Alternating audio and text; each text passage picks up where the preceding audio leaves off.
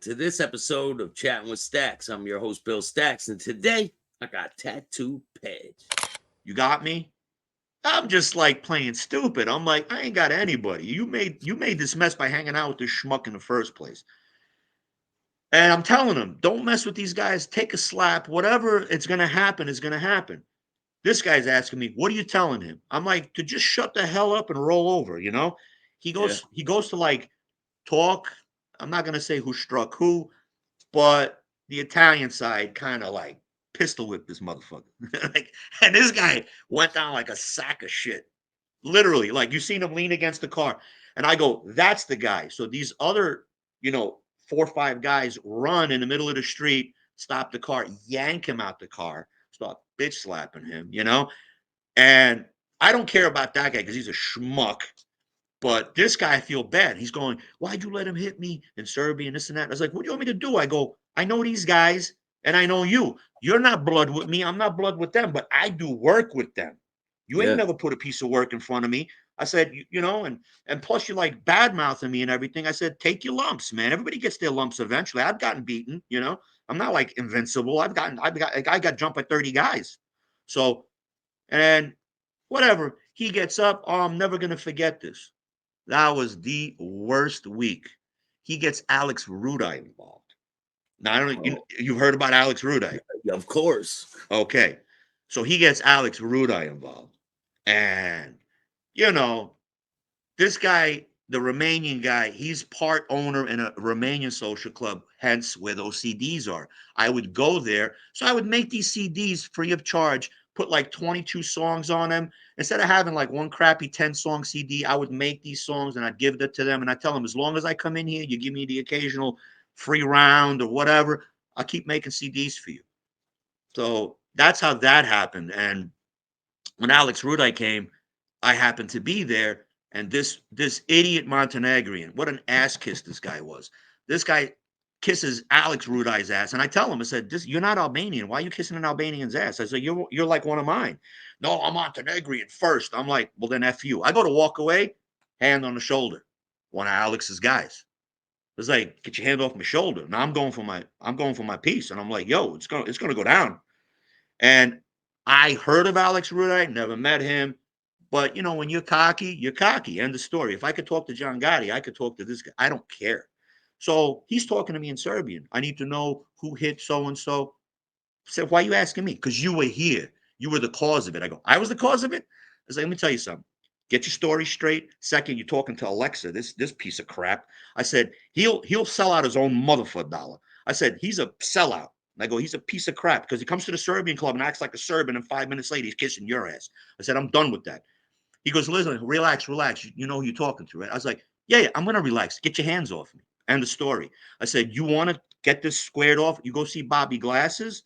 He goes, who's Bobby Glasses? Who? Like in front of everybody, like. And I said, let me tell you something.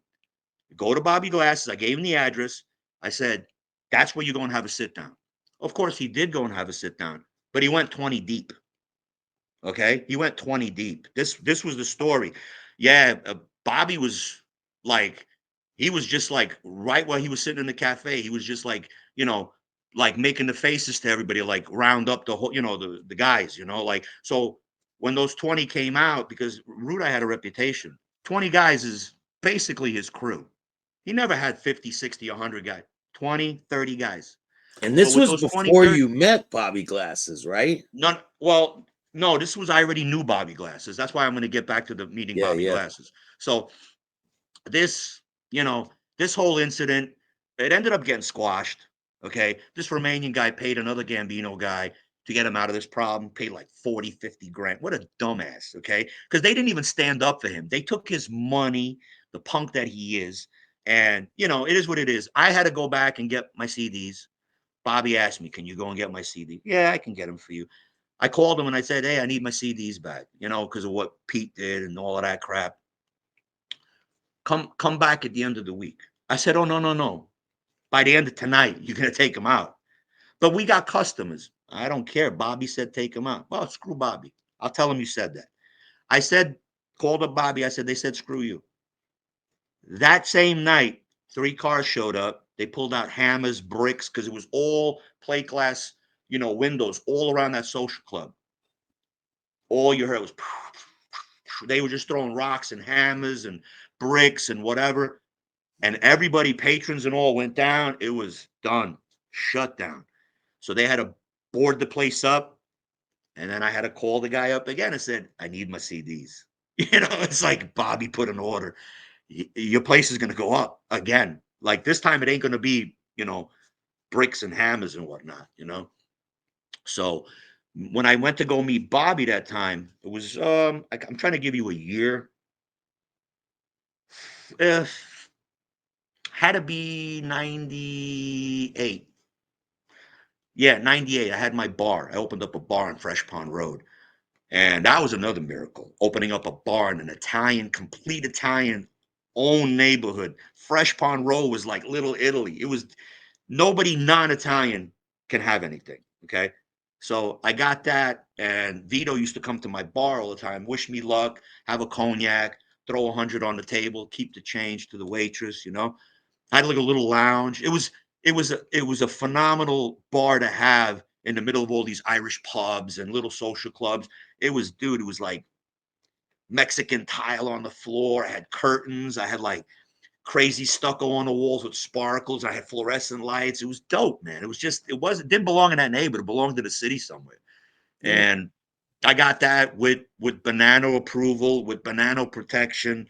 I mean, I went all bells and whistles on this place. You know what I mean? So nobody could screw with me, and that was it. So Vito would come and show respect. Vito was, of course, Gambino, but everybody had a nice little clique in the neighborhood. Bananos, Genovese, Lucchese's, everybody. And Vito told me one day, come by the cafe. So I was like, okay, why? He goes, we can make some moves. We could do something. I got a little piece of work for you. I was like, okay. He was trying to expand and try to do his own, machines and whatnot. So I was like, okay. And it was also, he wanted to ask me, there was a guy who was kind of like, he had a master key to the Joker Poker machines. And he was a Russian dude. And he was kind of like infiltrating his spots. And he goes, he's kind of like going in and stealing our money. I need to find out who it is. What a small world this is, because that guy, that Russian, is now my girlfriend that I'm dating now, her godfather. Yeah. What a small world. And we literally met. He knows of me and he from the neighborhood. But when he came to Florida like about 2 years ago, he starts telling me the story and we're smoking cigars. And he's like, hey, I had the key. And I'm like, you're that Russian guy? He goes, yeah, why? I go, all I heard was it was a Russian Jew out of Brooklyn. He goes, that was me. I had the master key and bop, bop, bop. I said, were you dealing with fucking the Japanese dude? We called him the Japanese dude because he had like chink eyes. Yeah. He was the Russian mobster at the time, Ivanko, out of Rasputin in Little Odessa in Brooklyn. And I was like, you were running with him? He's like, yeah, he told me to go up there and take the spots over. I was like, you lucky you didn't. He goes, what do you mean? I go, those were my spots from my guy, like protected. He was getting pissed. He wanted to find out who you were. I was like put on you for a while. He was like, are you crazy? For real? I was like, yeah, I was looking for you. I was going around and, in Brooklyn, like, Gravesend, Brooklyn, looking for you. And he was just like, oh my God. He's like, what a small world. This is what I'm talking about, my life, how my life intermingles. And I've been blessed. I've met a lot of famous people. To me, they're famous. And I've met like movie stars in the United States and in Serbia, like movie stars. I had a famous guy walk into my bar. This guy would never walk into my bar. And he's done 25, major motion pictures in Serbia. He's even done stuff here in the United States. His name is Sergei Trifunovic. He walked in my bar and I already knew who he was. And I was just like, he don't belong here. This is a neighborhood bar. This is not the city. I walked up to him. I was like, you're Sergey. He goes, yeah. First words out of his mouth was, who you running? Because I had the gold chain, the big Serbian eagle around my neck. So when he says that in Serbian, it's Kim Sabavish. Who you with? So I was like, well, I'm kind of with the Italians. He goes, I could tell. He goes, well, I'm kind of with so and so. He goes, ain't you Bosco's kid? Like, meaning like Bosco, I was under his wing, and he's now in Belgrade running casinos and doing his little gangster shit. So I was like, yeah. He goes, you go back home, here and there. I was like, I did, but I haven't been back in a bit. But Bosco's telling me I should come back. I go, but I got this bar now. I can't really do anything. And he's like, yo, you're doing good, man. He goes, I heard of you in Belgrade. I said, come on. I go, a little neighborhood bar. You heard about me in Belgrade. He goes, for real. He goes, all the gangsters who know who you are, and Bosco's blowing you up. You know, you're the guy. He goes, so I knew when I came to New York, first place I wanted to come to a real Serbian place. I go, no, if you want to go to a real Serbian place, you go to the Serbian club. He goes, that's bullshit. He goes, that's politics. He goes, this is the real deal. He goes, you ain't got no Albanians in here. I said, oh no, they're banned. They can't come in. It's a private club. He goes, what do you mean it's private? Go, it's private. I had security at the door looking at IDs. And if one name didn't sound Serbian, they'd call me on the walkie-talkie and I'd run over. Can I help you? Right off the name, and I could tell by the face, and I'd be like, "Yeah, you got sneakers on. You need to get shoes." They got slick. They started going home, putting on shoes, and coming back. And I'm going, "Oh, you know what? Tonight it's black only. It's not like suede shoes or whatever. It's got to be like black laced up or whatever. Or you got jeans on. I make every excuse in the world, bro. Changing up the rules and shit. Yeah, like I'd get the ID and I'd see the guy's name is Mersad, and I'd be like, "Oh, Mersad, I'm sorry, but tonight is a private party." Like it got to the point where I couldn't put Americans to work my door because they didn't know who's Albanian, who's Muslim, who's Serbian. So I'd be like, "Here's what I do: Friday nights would be pure Serbian. Saturdays I'd let people that I'd feel them out. Like they come in, I'd be like, "Yo, if you start shit, you're gonna pull out your Albanian eagle. You're gonna start flashing the this thing." That ain't flying with me, bro. I was like, I've seen some shit back home in Bosnia. I ain't scared of dying, bro. That's not gonna happen. And I had a reputation, so but You I have mean any this situations happen in the bar? oh my god, dude, I caught a wrought iron chair across my back over a freaking arm wrestling thing. This kid, he's a troublemaker. This kid, Nicky, he had to run back home because he put some guy in a coma. Stupid kid, bro. He'd get a couple of drinks in him. I want to arm wrestle. I want to arm wrestle. So he arm wrestled this guy Rocky. His name was Rocky because he was fast as a rocket. So in Serbian, Rocky, So yeah, this kid put him down 3 times, $100 a pop. This kid couldn't take no for an answer. One more time, one more time. So he goes and he sucker punches him. I turn around, I just heard like that. I turn around. This kid's already got a straight blade out. Straight blade, like old school. Pulls it out. Wow, this and that. I'm looking. This guy, Rocky, he's just like, what the hell, this and that, And before I could see, people were moving all around this kid. I need to get this kid out. I don't need this kid getting beaten in my place or cut or stabbed or shot or anything. I get him outside. I said, get the hell out of here. These guys, that's when I got hit with the wrought iron chair because I was, I guess, stopping it. Boom. When I took a hit, I buckled to my knees, man. I fell on the floor. I turn around, I see it coming again. My bouncer, Sammy, this kid, he was in prison for attempted murder, put this guy in a serious coma. The guy woke up a year and a half later. They had him on attempted murder. And, it was bad. It was just a bad thing. He was out in Vegas. So they kind of gave him to me, like they introduced me to him and said he's one of us, like he's a friend of ours. Can you give him some work? And I said, yeah. They gave him the apartment on top of my bar, the Banano guy. And so Sammy was working for me and living, above them, doing stuff for the family, So he running could watch around, the whatever it place. is. It's like he could Yeah, watch the place when he's. yeah. So I was paying him like 150 in the beginning. Then he started getting cocky. I want 2 beans. You're paying this other guy 2 beans. I said, the other guy's a professional boxer. I said, and he's Serbian. He's like almost 7 feet tall, bro. He's like 360 pounds. He's a moose of a guy. I go, and he's got a reputation. I said, what's your reputation? That you almost killed a guy in Vegas? I go, what did he do? Like, like I You almost making a killed 10 lot of guys money? yesterday. You making a Yeah. lot of money at this bar? Be honest, I don't want to get tax people involved on me, but shit, yeah.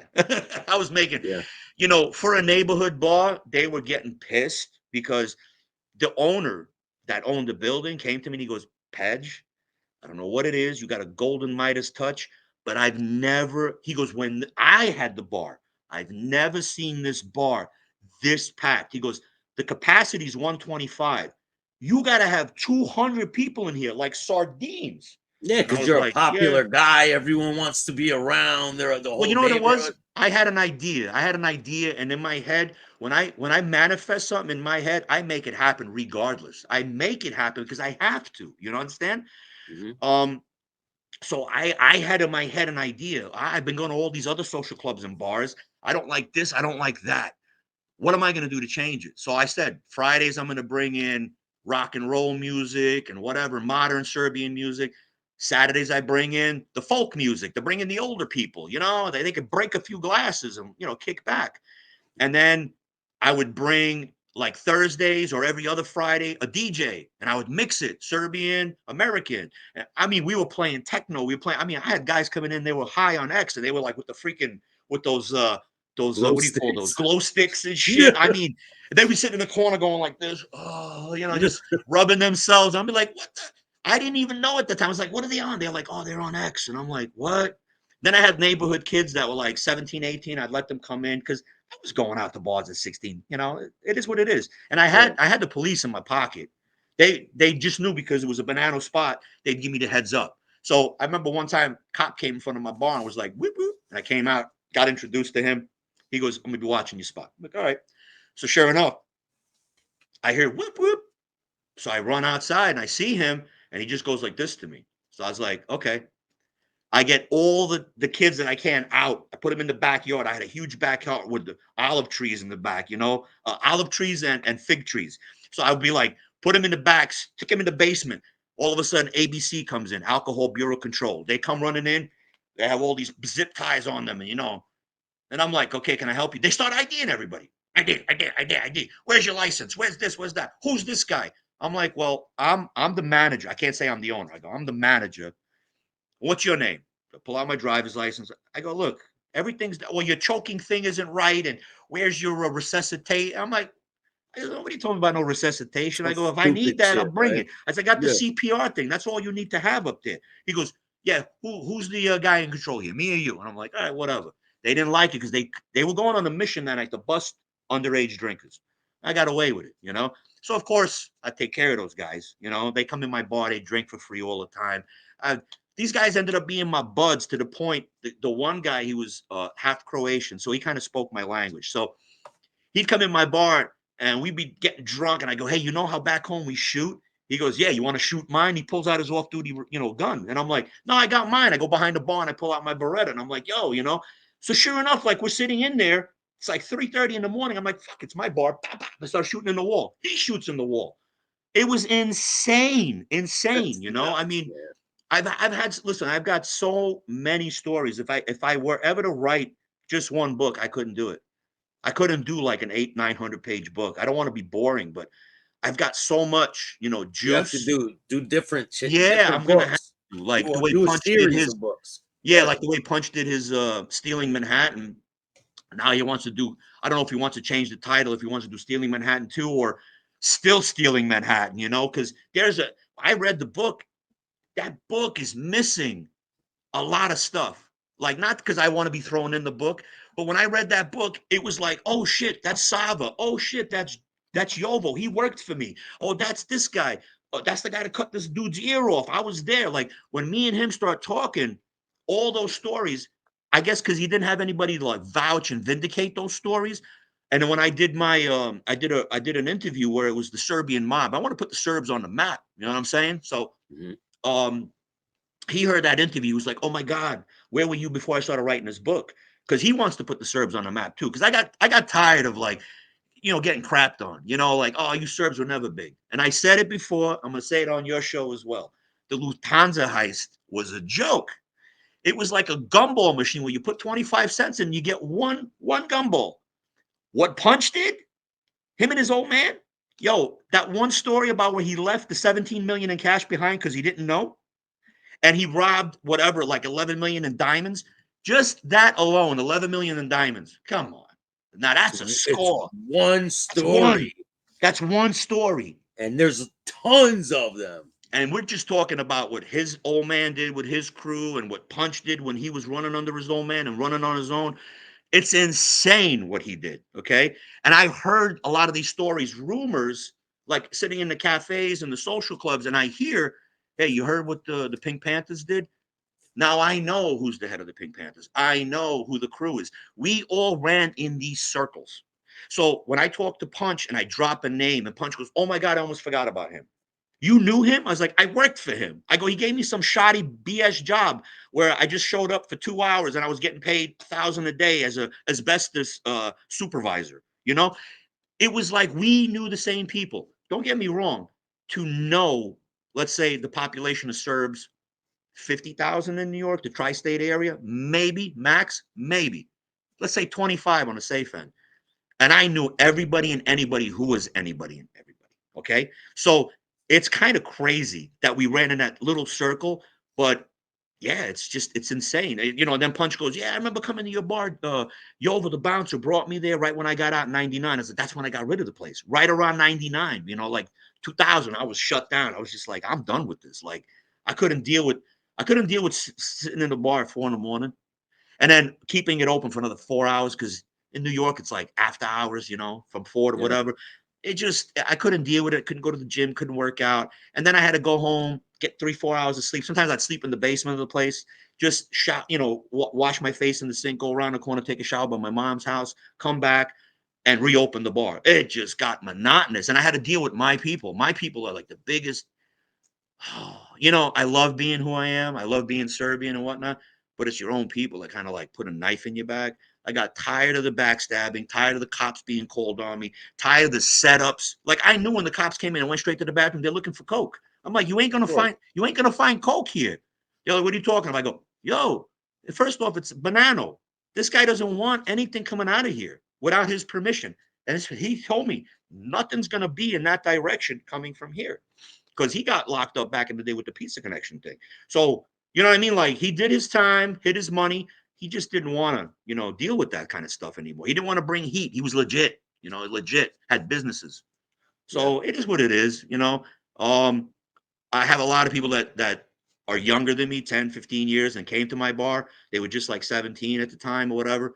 And they were telling me, like, for real, they were just like, yo, that was the best place. But our people couldn't respect it. I was like, no, because our people are scumbags. That's who it is. They're jealous. They come and tell you how you should run your business. Like, dude, come up with some scratch to buy a bar like me first. To maintain it, you need like 6, 7 grand every month. I was like, and to come out on the good end, it's impossible. So, I mean, it is what it is. They would say stuff behind my back, but never to my face. And I'd go to Serving Club, and I know that who was calling because on the printout sheet from the 104th precinct, it was nothing but that number from the Serbian Club. That and my competitors. Like I had a couple of social clubs in the area. I was for 6 months. I literally shut down the neighborhood, and I'm proud to say that because I would go to another bar, and you'd hear crickets, dead. Nobody from the ages 17 to 31 was in any of those social clubs. Where were they? My bar. I was the new place, the hip place. Everybody wanted to be seen in my place, even outside to get turned down. Oh, please let me in. No. Like it was what it was. So, Yeah. and I got pictures. Like I said, I've got pictures. So if anybody wants to like sit there and say I'm lying, I got pictures where my bar was packed. It was like this. And I had to go through these people to get to the front, to get to the back, because I was multitasking. I was making sure the front was taken care of. I was making sure people were getting free drinks. And that was one thing I blessed everybody. I never did, oh, just keep paying and once in a while I'll throw you a free drink. Every fourth round was on the house, nonstop. And I don't care if they were drinking Henny, Remy, whatever they were drinking. If you're drinking that all night, you're gonna get. And I told the waitresses and everything, make sure every fourth one you give them free. That's it. Then I would bring food in. I'd cater food. I'd let them eat. Dude, I did a good thing. Like I said, I had that mentality. I knew what I wanted to do, and I made it happen. I manifested it. I Yeah. manifested everything in my life. Yeah, Yeah. I did some bad manifestations,